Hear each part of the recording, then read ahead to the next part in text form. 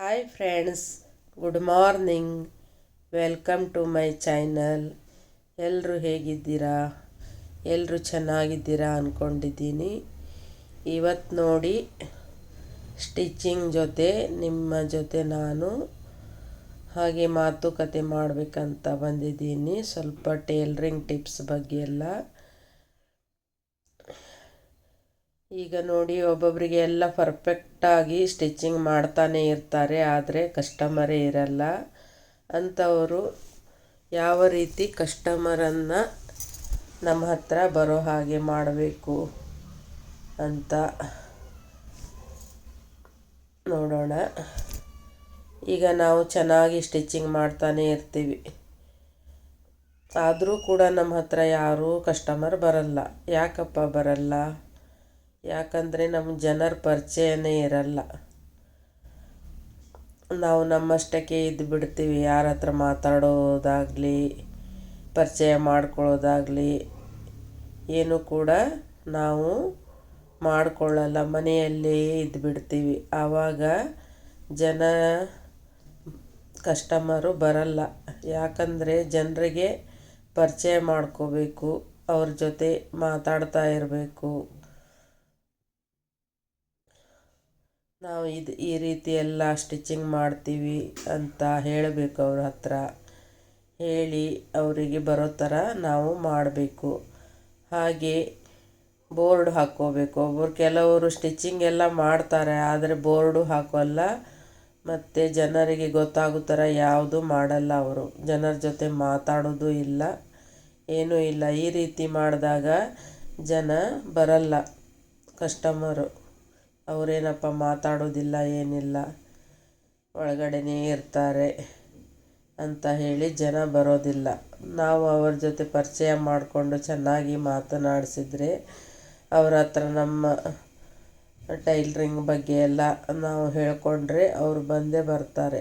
ಫಸ್ಟಿಗೆ ಒಂದು ಬ್ಲೌಸು ಕೊಟ್ಟು ನೋಡ್ತಾರೆ, ಯಾವ ರೀತಿ ಸ್ಟಿಚಿಂಗ್ ಮಾಡ್ತಾರೆ ಇವರು ಅಂತ ನೋಡ್ತಾರೆ. ನೀವು ಅವರ ಫಸ್ಟಿಗೆ ಒಂದು ಬ್ಲೌಸ್ ಕೊಟ್ಟಾಗ ಚೆನ್ನಾಗಿ ನೀಟಾಗಿ ಹೊಲಿದು ಕರೆಕ್ಟಾಗಿ ಅಳತೆ ಇರೋ ಬ್ಲೌಸನ್ನು ಇಸ್ಕೋಬೇಕು. ಇಸ್ಕೊಂಡು ನೀಟಾಗಿ ಸ್ಟಿಚಿಂಗ್ ಮಾಡಿಕೊಡ್ಬೇಕು. ಫಿಟ್ಟಿಂಗ್ ಎಲ್ಲ ಹೇಗಿದೆ ಏನು ಅಂತ ಅವರಿಗೆ ಹಾಕ್ಕೊಂಡು ತೋರಿಸಿ ಅಂತ ಹೇಳಬೇಕು. ಏನಾದರೂ ಮಿಸ್ಟೇಕ್ ಇದ್ದರೂ ಕೂಡ ಅವರಿಗೆ ಮತ್ತೆ ಸರಿ ಮಾಡಿಕೊಡ್ಬೇಕು. ಒಬ್ಬೊಬ್ಬರಿಗೆ ಫಸ್ಟಿಗೆ ಸರಿ ಆಗಲ್ಲ, ಸೆಕೆಂಡ್ ಟೈಮ್ ನಾವು ಸ್ಟಿಚ್ ಮಾಡಿದಾಗ ಕರೆಕ್ಟಾಗಿ ಆಗುತ್ತೆ. ಏನು ಮಿಸ್ಟೇಕ್ ಅನ್ನೋದು ನಮಗೆ ಗೊತ್ತಾಗತ್ತೆ.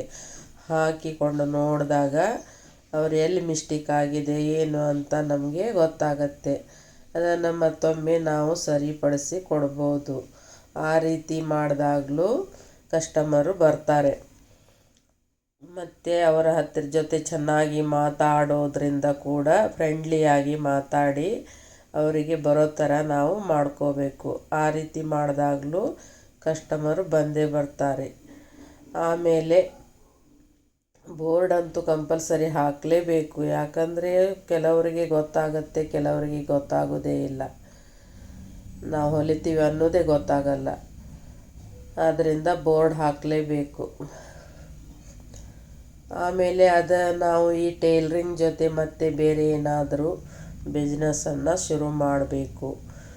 ಇದು ಏನಂದರೆ ಫಾಲ್ಸ್ ಇಡೋದು, ಆಮೇಲೆ ಲೈನಿಂಗ್ ಇಡೋದು, ಈ ಥರದ ಟೇಲರಿಂಗ್ ಮಟೀರಿಯಲ್ಸ್ ಎಲ್ಲ, ಸೂಜಿ, ದಾರ, ಈ ಥರ ಎಲ್ಲ ಇಡೋದ್ರಿಂದ ಕೂಡ ಜನ ನಮ್ಮ ಹತ್ರ ಬರ್ತಾರೆ. ಅದು ಕೂಡ ಬೋರ್ಡ್ ಹಾಕಬೇಕು. ಬೋರ್ಡ್ ಹಾಕಲಿಲ್ಲ ಅಂದರೆ ಯಾರಿಗೂ ಗೊತ್ತಾಗಲ್ಲ.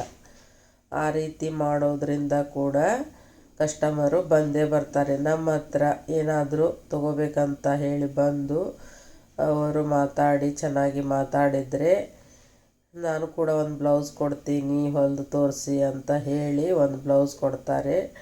ಆ ರೀತಿ ಮಾಡಿದಾಗಲೂ ಕಸ್ಟಮರು ಬಂದೇ ಬರ್ತಾರೆ. ಅವರು ಫಿಟ್ಟಿಂಗ್ ಎಲ್ಲ ಕರೆಕ್ಟ್ ಆಯಿತು ಅಂದರೆ ನಿಮ್ಮ ಹತ್ರ ಬ್ಲೌಸ್ ಕೊಟ್ಟೇ ಕೊಡ್ತಾರೆ. ಆ ರೀತಿ ಮಾಡಿದರೂ ಕೂಡ ಜನ ಬಂದೇ ಬರ್ತಾರೆ. ಆಮೇಲೆ ಈ ಟೇಷ್ನರಿ ಐಟಮ್ಮು, ಲೇಡೀಸ್ಗೆ ಎಲ್ಲರಿಗೂ ಟೇಷ್ನರಿ ಐಟಮ್ ಬೇಕೇ ಬೇಕು. ಅಂಥ ಟೇಷ್ನರಿ ಐಟಮ್ ಸಣ್ಣ ಪುಟ್ಟ ಎಲ್ಲ ಸಾಮಾನು, ಹೇರ್ ಬೋ ಆಗಲಿ, ಹಾಗೆ ನೇಲ್ ಪಾಲಿಶು, ಈ ಥರ ಸಣ್ಣ ಪುಟ್ಟ ಬಳೆಗಳು, ಕ್ಲಿಪ್ಪು, ಸೆಂಟರ್ ಕ್ಲಿಪ್ಪು, ಈ ಥರ ಎಲ್ಲ ಥರ ಕ್ಲಿಪ್ಪುಗಳು ಮತ್ತು ಬಿಂದಿ, ಈ ಥರ ಎಲ್ಲ ಐಟಮು ಸ್ವಲ್ಪ ಸ್ವಲ್ಪ ಇಡೋದ್ರಿಂದ ಅದರಿಂದ ಕೂಡ ಕಸ್ಟಮರ್ ಬಂದೇ ಬರ್ತಾರೆ. ಸ್ಟೇಷ್ನರಿ ಐಟಮ್ ಅಂತೂ ಹೆಣ್ಮಕ್ಳಿಗೆ ಬೇಕೇ ಬೇಕು. ಅದನ್ನು ತೊಗೋಬೇಕಂತ ಬಂದು ಪರಿಚಯ ಆಗತ್ತೆ. ಪರಿಚಯ ಆಗಿ ಈ ಟೇಲ್ರಿಂಗ್ ಬಗ್ಗೆನೂ ಅವರಿಗೆ ಎಲ್ಲ ಗೊತ್ತಾಗಿ ಅವರು ಆಮೇಲೆ ತಂದು ಕೊಡ್ತಾರೆ. ಆ ರೀತಿ ಮಾಡಿದಾಗಲೂ ಕಸ್ಟಮರು ಬಂದೇ ಬರ್ತಾರೆ. ಆಮೇಲೆ ಇದು ಬಟ್ಟೆ ವ್ಯಾಪಾರ. ನೀವು ಮನೆಯಲ್ಲಿ ಏನಾದ್ರು ಸ್ವಲ್ಪ ಒಂದು 5,000ನೋ 10,000ನೋ ಬಂಡವಾಳ ಹಾಕಿ ಒಂದು ಸ್ವಲ್ಪ ಸ್ವಲ್ಪ ಬಟ್ಟೆ, ಎಲ್ಲ ಥರದ್ದು ಒಂದು ಸ್ವಲ್ಪ ಸ್ವಲ್ಪ ಬಟ್ಟೆ ತಂದಿಟ್ಟರೆ ಅದರಿಂದ ಕೂಡ ಕಸ್ಟಮರು ಬಂದೇ ಬರ್ತಾರೆ. ಬಟ್ಟೆ ತೊಗೊಳ್ಳಿಕ್ಕಂತ ಬಂದು ನಿಮ್ಮ ಕಡೆ ಬ್ಲೌಸ್ ಸ್ಟಿಚ್ ಮಾಡೋದಕ್ಕಾಗಲಿ ಏನಾದರೂ ಸ್ಟಿಚ್ ಮಾಡೋದಕ್ಕಾಗಲಿ ಕೊಡ್ತಾರೆ. ಅದು ಕೂಡ ನೀವು ಅದರಿಂದ ಕೂಡ ನಿಮ್ಮ ಕಸ್ಟಮರ್ನ ಬರೋ ಹಾಗೆ ಮಾಡ್ಬೋದು. ಆಮೇಲೆ ಬೇರೆ ಮತ್ತೆ ಏನಾದರೂ ಬಿಸ್ನೆಸ್ಸು, ನಿಮಗೆ ಅಂಗಡಿ ಇಡೋ ಅನುಕೂಲ ಇದ್ದರೆ, ನಿಮ್ಮ ಮನೆ ಹತ್ರನೇ ಅಂಗಡಿ ಇಡೋ ಥರ ಏನಾದರೂ ಇದ್ದರೆ ಅದರಲ್ಲೇ ನೀವು ಎಲ್ಲ ಥರ ಸ್ವಲ್ಪ ಸ್ವಲ್ಪ ಐಟಮ್ ಎಲ್ಲ ತಂದಿಟ್ಟು ಅದರಿಂದ ಕೂಡ ನಿಮಗೆ ಕಸ್ಟಮರು ಬಂದೇ ಬರ್ತಾರೆ. ಫ್ರಿಜ್ಜೆಲ್ಲ ಇದ್ದರೆ ಫ್ರಿಜ್ಜೆಲ್ಲ ಹಾಲಿನ ವ್ಯಾಪಾರ ಅದು ಶುರು ಮಾಡ್ಬೋದು. ಅದರೊಳಗಡೆನೆ ಅಂಗಡಿ ಥರ ಇದ್ದರೆ ಅದು ಕೂಡ ಇಡ್ಬೋದು. ಮತ್ತು ಬೇರೆ ಬೇರೆ ಸಣ್ಣ ಪುಟ್ಟ ಐಟಮ್ಗಳೆಲ್ಲ ನೀವು ಇಡ್ಬೋದು. ಮಕ್ಕಳ ತಿನಿಸುಗಳು ಈ ಥರ ಎಲ್ಲ ಕೂಡ ಇಟ್ಕೊಂಡು ಅದರಿಂದ ಕೂಡ ಕಸ್ಟಮರು ನಿಮ್ಮ ಹತ್ರ ಬಂದೇ ಬರ್ತಾರೆ. ಆಮೇಲೆ ಪಿಕೋ ಫಾಲು ಮಾಡೋದು, ಆಮೇಲೆ ಈ ಸ್ಲೀವ್ ಹಚ್ಕೊಡೋದು, ಟಾಪು ಸ್ಲೀವ್ ಹಚ್ಕೊಡೋದು, ರೆಡಿಮೇಡ್ ಬಟ್ಟೆ ಸ್ಲೀವ್ ಹಚ್ಕೊಡೋದು, ಈ ಥರ ಫಿಟ್ಟಿಂಗ್ ಮಾಡಿಕೊಡೋದು, ಈ ಥರ ಮಾಡೋದ್ರಿಂದ ಕಸ್ಟಮರು ಬಂದೇ ಬರ್ತಾರೆ. ತುಂಬ ದಾರಿಗಳಿವೆ. ನೀವು ಕಸ್ಟಮರ್ನ ಎಳ್ಕೊಬೇಕಂದ್ರೆ ತುಂಬಾ ದಾರಿಗಳಿವೆ. ಅದೆಲ್ಲ ನೀವು ಟ್ರೈ ಮಾಡಿ ನೋಡಿ. ಕಸ್ಟಮರ್ ಬರಲ್ಲ ಅಂತ ಸುಮ್ಮನೆ ಕೂಡಬೇಡಿ. ಮನೆ ಒಳಗಡೆ ಕೂತ್ರೆ ಕಸ್ಟಮರು ಬರಲ್ಲ.